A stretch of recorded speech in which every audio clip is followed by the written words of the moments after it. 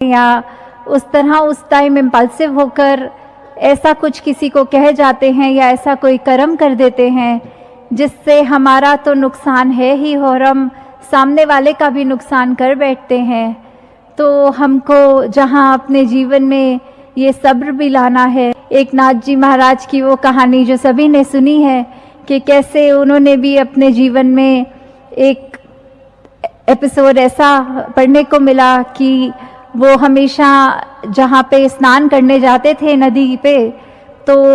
वो जब जब लौटते थे तो एक व्यक्ति कोई ऐसा था जो उनके ऊपर कुल्ला कर देता था। तो वो उसको एक दो बार हुआ, हर दिन होने लग गया। दिन में एक दो बार ही होता था, वो फिर चले जाते थे स्नान करने, पर उस व्यक्ति को मुस्कुरा कर ही देखते थे। एक दिन तो 100 बार ऐसा हो गया कि वो जैसे ही स्नान करके आए उस व्यक्ति ने फिर वो गंदगी उन पे डाली, फिर वो स्नान करने चले गए। तो फिर भी ये जब हुआ तो उन्होंने अपना एक सब्र नहीं खोया, उन्होंने ये अपने मुंह से वो स्माइल नहीं हटाई, उसको उसके प्रति कुछ गलत नहीं सोचा और इससे अपना ही उन्होंने दिल को ये बड़ा किया।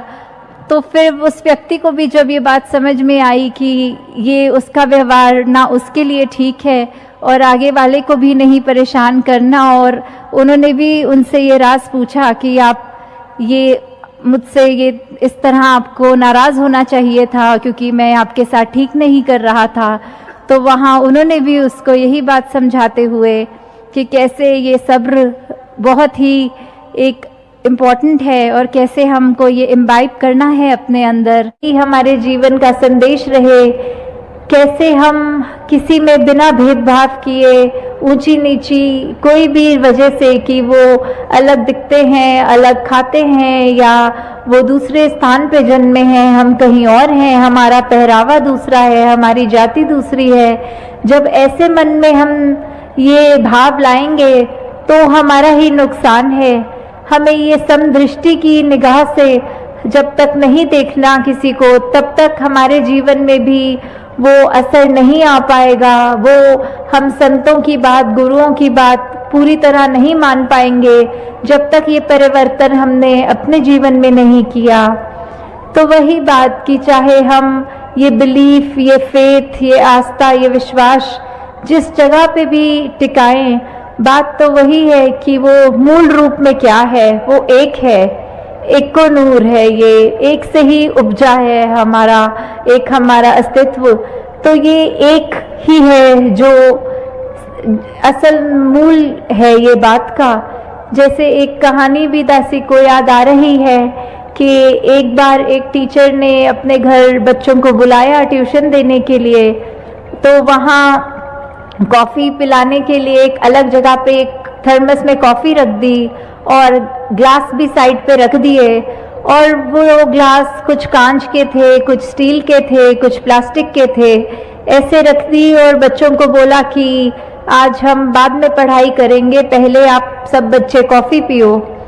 तो जब वो चाय या कॉफ़ी जो भी उस थर्मस में थी बच्चों ने भरने के लिए अपने ग्लास उठाए वहाँ और उसमें भर के पिए, तो फिर वो सब बच्चे अपनी टीचर से यही पूछने लग गए कि आज ये आपने अलग से हमको क्यों ऐसा करने को कहा, हम तो पढ़ने आए थे, आपने पढ़ाया नहीं और इस कार्य में हमको ये पीने का आदेश दिया चाय का, कॉफ़ी का। तो उस पे फिर वो टीचर कहता है कि ये बात समझो, बहुत इम्पोर्टेंट जो है, आप सबने यहाँ अपने हिसाब से जो आपको लगा कि किसी को कांच का ग्लास खूबसूरत लगा तो उसने उस ग्लास को उठा के पिया, अगर किसी को वो स्टील का बर्तन, वो स्टील का ग्लास अच्छा लगा तो उसने उसको उठा के उसमें अपनी कॉफ़ी भर ली, और किसी को ये प्लास्टिक का थर्मोकोल का सुंदर लगा तो उसने उसको पसंद किया। तो आप सब यहाँ इसी बात पे ही आपका ध्यान रह गया कि दूर से देख रहे हो जब आप वो सारे ग्लास को, तो ये मन किया कि ये वाला ग्लास चाहे काश मेरे हिस्से लगे, और उसी भाव में फटाफट ये आपने एक होड़ भी लगाई, एक ये धक्का भी मारा एक दूसरे को, और आपने कैसे वो अपनी पसंद का ग्लास उठा लिया, उसमें कॉफ़ी भी भर के पी ली। पर वो कॉफी का तो इतना आनंद नहीं लिया जितना आपने वो ग्लास को पसंद करने में ही वो समय लगा दिया, वो अपना पूरा ध्यान लगा दिया। तो कैसे मूल रूप में तो वो चाय या कॉफी पीना ही एक असली चीज थी, पर कैसे उसको मूल को तो पीछे कर दिया, पर सुंदर दिखने वाली या अपने मन के मुताबिक चलने वाले ग्लास जो हमें पसंद आ रहे थे, कैसे उस ग्लास तक ही हम सीमित रह गए। तो वो गुरु ने, वो टीचर ने तो यही बताना था कि कॉफी के बारे में कुछ समझाना था, पर बच्चों का ही ध्यान वो कॉफी में नहीं गया, वो ग्लास में चला गया। तो ऐसे ही कहीं हमारा जीवन भी तो नहीं होता जा रहा कि हम ये सब धर्म और ये अलग अलग अपनी मान जहाँ पे भी आस्था रखते हैं,